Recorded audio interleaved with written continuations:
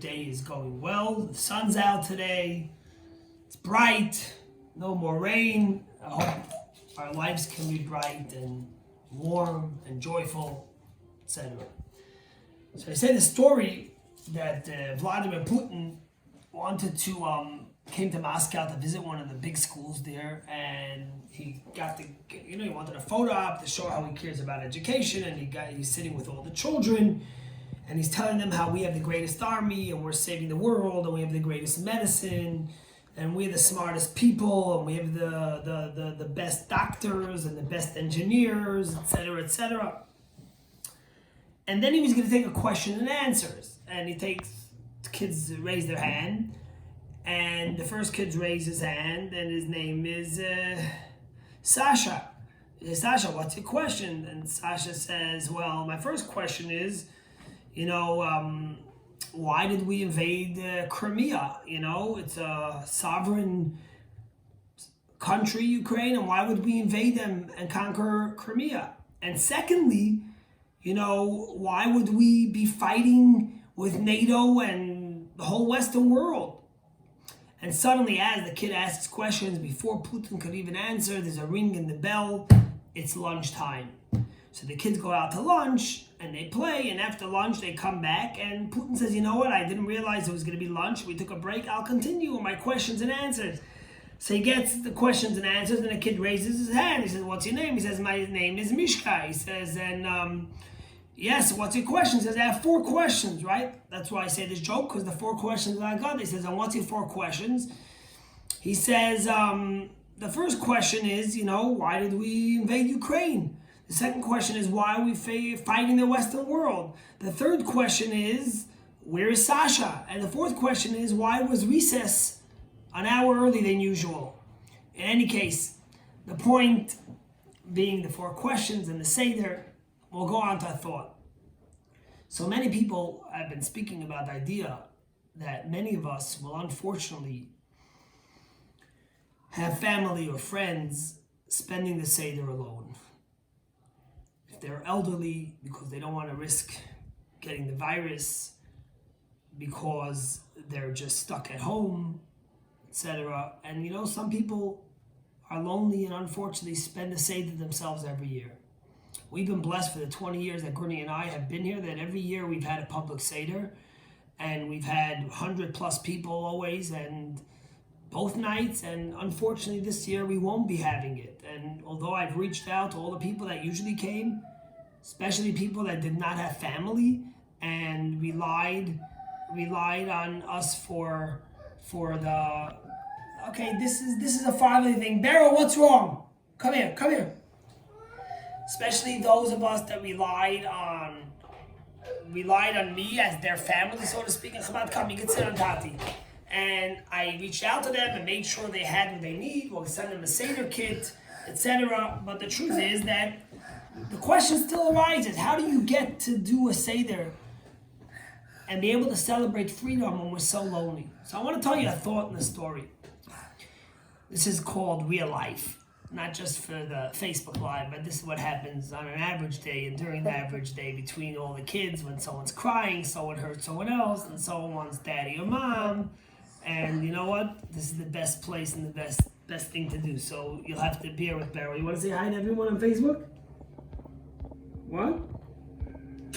So the question arises, how are we able to celebrate a Seder in loneliness and alone without family? I just want to share a thought with you in the story, as I said. The first is that if you think about it, if you ever read stories of the Holocaust, in Auschwitz and all the camps, and you read the story about these remarkable people who, in the midst of the greatest horror of history and struggle and challenge, they managed to celebrate a Seder. They risked their lives to be able to celebrate a Seder. And the question is, how could it be? The whole idea of the Seder is to be free.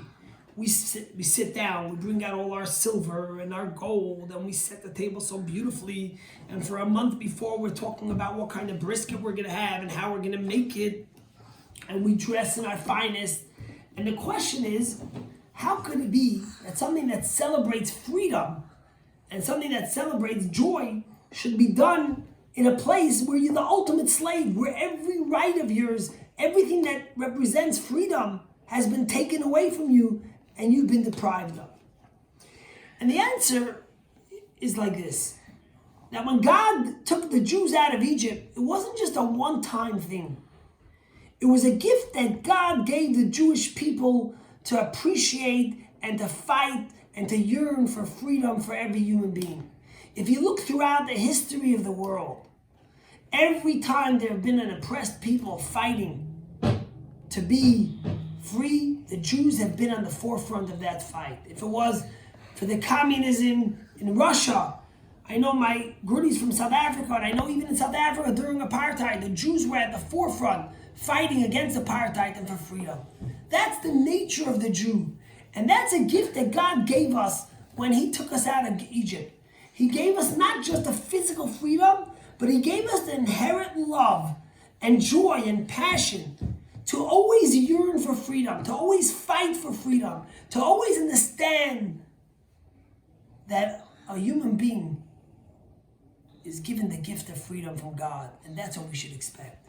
So yes, sometimes you might be, heaven forbid, in Auschwitz, or you might be in the greatest challenging time, but you can still celebrate the gift that your soul has, that it yearns and wants and desires freedom, even if you actually don't have it now. You know, I've never told you the story, or maybe some of you have heard it, but my mother's dad, my mother was born in Tashkent when her family were running away from the Nazis. They were originally from Berdichev, and they were running away from the Nazis, and my mother was born in Tashkent. My grandfather, unfortunately, they escaped. They went to Paris. My grandfather became the head of a yeshiva and passed away. My mother was only 2 years old. My mother barely remembers much of her father. In fact, much that we know of his greatness is from some of his students. And let me explain. During communist Russia, it was forbidden to study Torah and to keep any religion. Now, many people caved in, but the previous Lubavitch Rebbe made a pact with 10 of his greatest Hasidim, 10 of his greatest disciples, and others, that they would never, ever forsake, even for death, Torah and spreading Judaism. And therefore they made underground, I think during the time of communism, Chabad made 600 and something underground yeshivas. Many of them were closed after a few weeks or a few months. And they made mikvahs, and they had shochets to slaughter, and they did whatever they could in the underground to be able to thrive and let the Jewish people remember their identity. Well, my grandfather was a young man, but he was a very bright man and a very learned man.